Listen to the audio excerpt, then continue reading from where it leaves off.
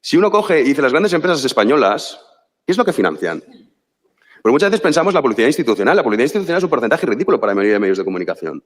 Lo gordo que tiene cuando está el Banco Santander, por ejemplo, cuando está el caso de Iberdrola, con sus energías verdes, renovables, ahí es donde está lo gordo. Ahí es donde está el poder y ahí es donde está luego ese componente político en el cual en el BOE la mayoría de obras vienen designadas por el político de turno. El gran temor no es tanto una cuestión económica, es una cuestión de poder, de manejar a la sociedad, porque ellos viven muy cómodos. Ellos no hacen co-living.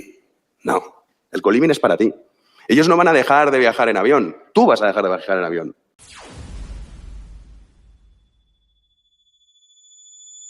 Yo estoy como en mitad de dos generaciones, ¿no?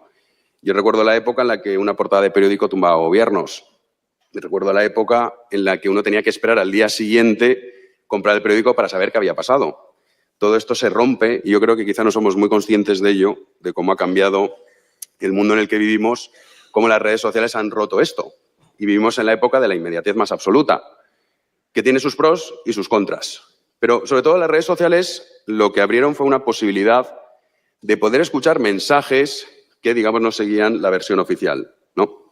La ideología woke tiene, yo diría, diferentes ramas, pero tiene una serie de dogmas, una especie de religiones de Estado, que puede estar la cuestión feminista, la cuestión racial, la cuestión del cambio climático, que al final todos los medios de comunicación compartían, unos más fervientemente, otros menos, pero eran dogmas que uno no encontraba en los medios de comunicación tradicionales mensajes que los cuestionasen.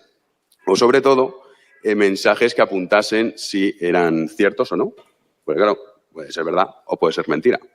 Entonces, el fenómeno de las redes sociales lo que permitió es que, aquí estamos unos cuantos, cogiésemos una webcam y empezásemos a decir nuestras cosas, de cero. Y entonces, claro, esto ya tiene una diferencia sustancial con un medio de comunicación tradicional, y es el coste. El coste de una webcam, pues 60 eurillos, y un micrófono, es decir, un presupuesto de 200 euros, tú ya puedes hacer la labor que está haciendo un medio de comunicación que tiene en su plantilla a numerosas personas trabajando. Entonces, lo que también permitió este cambio es que esos mensajes no llegasen por parte de los medios tradicionales, y aquí sí que me gustaría unir medios tradicionales con las élites, y sobre todo en el caso de España, no es el único caso, que son especialmente repugnantes. O sea, las élites en España siempre han estado compadreando con el poder político y han estado siguiendo estos dogmas. Cualquiera que sea cliente de cualquier banco, siempre uno va y si no te encuentras la cuestión feminista, te encuentras la cuestión climática, pero siempre te encuentras algo.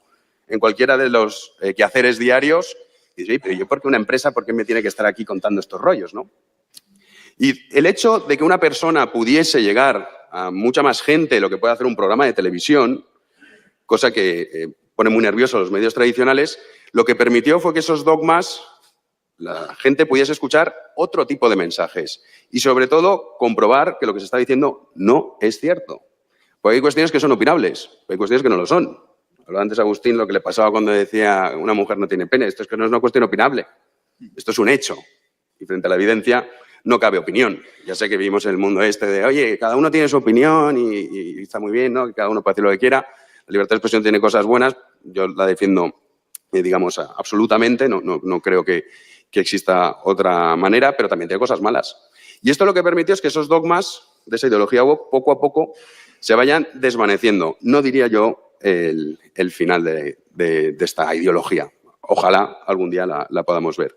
Elon Musk me parece fundamental porque las redes sociales han tenido cosas buenas, pero a mí, por ejemplo, me han cerrado cuentas sin ningún motivo. Nunca he llegado a saber ni siquiera el motivo. Es decir, oye, esto, claro, cuando uno pincha ahí, acepto las políticas de tal, de no sé qué, pues no te lo lees. Yo recuerdo esa fase. Elon Musk, el hecho de que comprase Twitter, que ahora es X, yo creo que no somos tampoco conscientes de la importancia que ha tenido. Y vuelvo un poco al papel de las élites. Es decir, el hecho de que Elon Musk, que podemos considerarlo como una élite, parte de la élite, decida gastarse su dinero para permitir que la libertad de expresión vuelva, en este caso, a X, es muy importante. Porque no era así desde el principio. A día de hoy, incluso, es verdad que con la victoria de Donald Trump lo vimos, ¿no? Cuando estaban ahí todos y de repente Zuckerberg dijo, ay, es verdad que mal estaba esto de los verificadores. Uy, me he dado cuenta ahora de lo terrible que ha sido perseguir la libertad de expresión. Es importante ese cambio porque las élites corruptas, al final, se deslizan hacia ese lado. No es el caso de Elon Musk. Elon Musk apostó por Donald Trump e hizo lo que hizo antes de saber cuáles eran los resultados, que tiene mucho más mérito. A mí Zuckerberg no es santo de mi devoción, por mucho que ahora diga que venga, que meta la libertad de expresión. Entonces, bueno, yo creo que las redes sociales, en definitiva, lo que han permitido es que lo que no venía por parte de los medios tradicionales, y por eso el odio y la inquina que se tiene particularmente con youtubers, o tenemos aquí el caso de Víctor, ¿no? Cuando dicen, no, es que se van a Andorra y no tributan, entonces los ancianos van a morir por las calles porque es que se ha ido a Andorra 4 youtubers que dejan de pagar impuestos. El odio en el fondo no es tanto eso, sino es el odio de haber perdido el relato. Porque la democracia, al final, de lo que se trata es de eso, del relato. Y el monopolio que disfrutaban ellos, sin duda las redes sociales, ha conseguido romperlo. Pero no hay que olvidar que del mismo modo que cuando hablamos del Estado, en realidad el Estado no hace nada per se. O sea, el Estado puede hacer lo que está haciendo Milei, bajar impuestos, o sea, es una herramienta, o puede machacarte.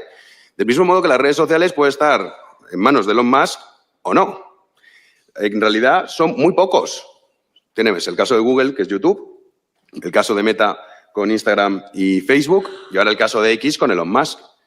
Pero no hay que olvidar que son muy pocos los protagonistas que tienen en su mano la decisión de cómo los algoritmos, la censura que hemos sufrido de los que estamos aquí, la pérdida de cuentas, etcétera, etcétera, puede cambiar de la noche a la mañana. O sea que yo lo que hago es una advertencia y sobre todo animar a seguir en esa línea. Porque es cierto, comentaba Agustino, que se dice muchas veces que es que, claro, en las redes sociales se miente. Esto a veces lo escuchas en la cadena SER. Es coño, que cadena SER diga esto. O el grupo Prisa, La Sexta, etcétera, etcétera, ¿no? Dices, sí, en las redes sociales se miente porque, como digo, es un fenómeno que yo creo que todavía no somos conscientes del impacto que ha tenido en la sociedad. Y es que en las redes sociales, al instante, recoge todos los componentes de la naturaleza humana. O sea, sí, claro, está el honesto y está el mentiroso. Está el honrado y el que no lo es. Esto es evidente que ocurre.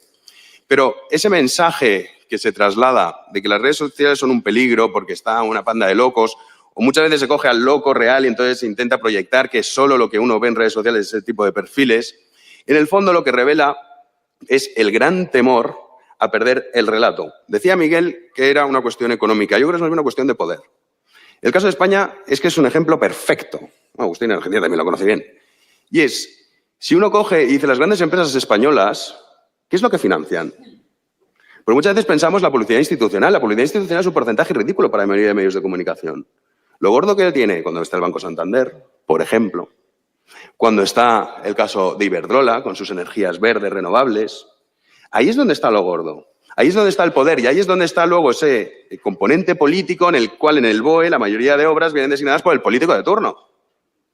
El gran temor no es tanto una cuestión económica, es una cuestión de poder, de manejar a la sociedad, porque ellos viven muy cómodos. Ellos no hacen co-living. No, el co-living es para ti. Ellos no van a dejar de viajar en avión. Tú vas a dejar de viajar en avión.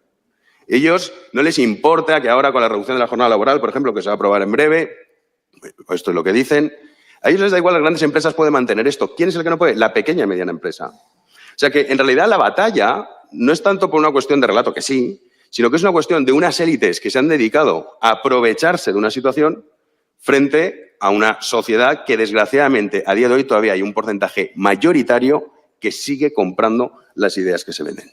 Muchas gracias por ver el vídeo. No te olvides de suscribirte, darle me gusta y activar la campanita. Nos vemos en el siguiente.